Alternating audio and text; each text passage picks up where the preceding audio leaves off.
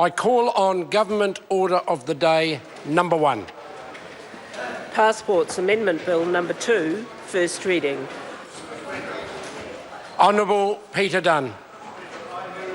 Passports Amendment Bill be now read a first time, and at the appropriate moment I intend to move that the bill be referred to the Government Administration Committee for consideration and that the committee report finally to the House on or before the 30th of October 2015. Mr Speaker, this is a concise but important bill which will ultimately help many New Zealand citizens. It contains measures which are designed to make passport services more convenient for travellers and modernises the Passports Act 1992 to reflect the increasingly electronic nature of passport services. Mr Speaker, the main feature of this bill is that it increases the validity period of the adult New Zealand passport to 10 years. This addresses a common concern raised about the current validity period of the New Zealand passport, that when matched with passports issued by comparable countries, our passport is valid for a shorter period. This was an issue considered carefully by the Government Administration Committee last year before it recommended a review of the passport validity period.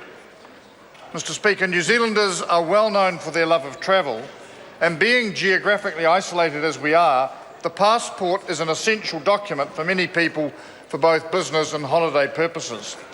It is simply inconvenient having to renew a passport more frequently than in many other countries. The validity period was originally reduced to 10 years, or from 10 years to 5 years in 2005, against a background of security concerns at that time. The New Zealand passport was not considered then to be a sufficiently secure document, so in order to reduce its attractiveness to counterfeiters, there was a need to ensure the passport was in circulation for a limited time and its security features improved. Reducing the validity period addressed some of those risks, and the launch of the e-passport, which introduced an electronic chip containing biometric information about the passport holder, enhanced the passport's security. Now, since 2005, there has been significant investment in passport security, both for the security of the book itself and of the issuing processes. The book has been updated a number of times and now contains many effective security features alongside the biometric chip. Other countries have updated the security in their passports in recent years and have also been confident enough to increase the validity periods of their passports to provide greater convenience to travellers. Mr Speaker, I believe New Zealand should now do the same. We have a passport that is considered to be amongst the best in the world. However, security challenges still exist. The international security situation is constantly changing and remains volatile. Therefore, in considering a change to the passport validity period, the government has sought to ensure that passport security would not be compromised. That is why in August last year I announced an independent review of New Zealand's passport security settings. That review and subsequent work has carefully considered the relevant issues and involved the border and law enforcement agencies in that process. We are now confident that the security risks involved in moving to a longer validity period can be mitigated. And this change to the passport validity period applies only to adult passports, which are issued to individuals who are at least 16 years of age.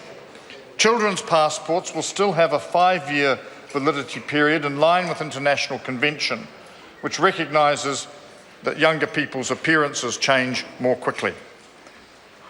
Mr Speaker, in addition to changing the maximum validity period for adult passports, the bill will also change the validity periods of other travel documents.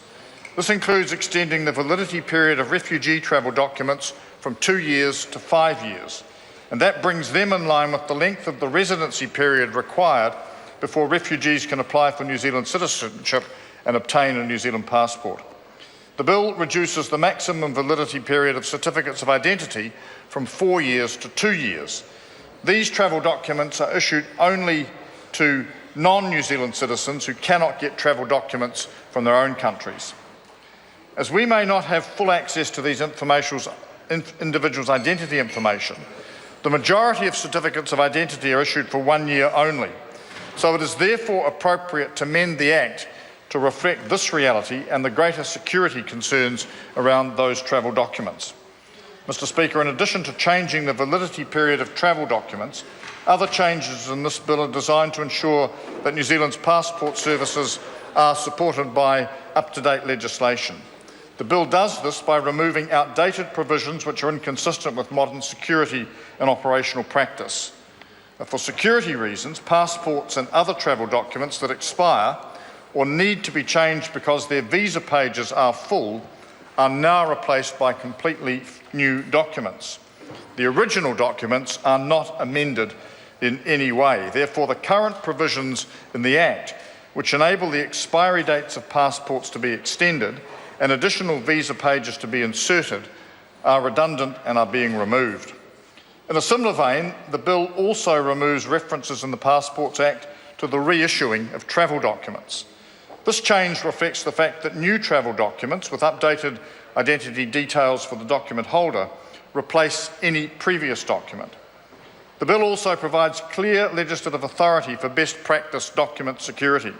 For instance, clauses in the bill authorise the permanent invalidation of passports and other travel documents that have been reported lost or stolen, and this helps prevent the use of such passports for criminal purposes. Other clauses refine provisions in the Act that already enable the recall and cancellation of passports for specified reasons. These amendments in the bill provide for the travel document database to be flagged when passports have been recalled or cancelled. This information is then shared with border control agencies quickly under existing arrangements. Finally, Mr. Speaker, the bill gives extraterritorial application to the offence of false representation.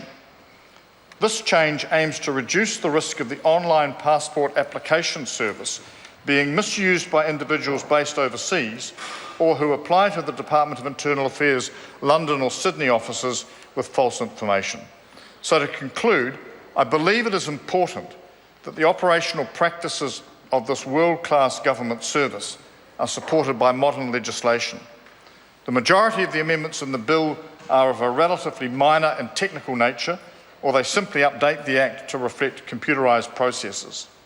In that respect, the bill will ensure that the passport service continues to operate effectively to help New Zealand citizens living all over the world, and that appropriate safeguards preventing the misuse of the service are put in place and maintained. Importantly, the bill will ensure that New Zealanders will benefit from the convenience of a longer passport validity period. Mr. Speaker, I believe that the House should therefore get this bill moving through the Select Committee process and enacted as soon as possible, and it's with considerable pleasure that I now commend the bill to the House.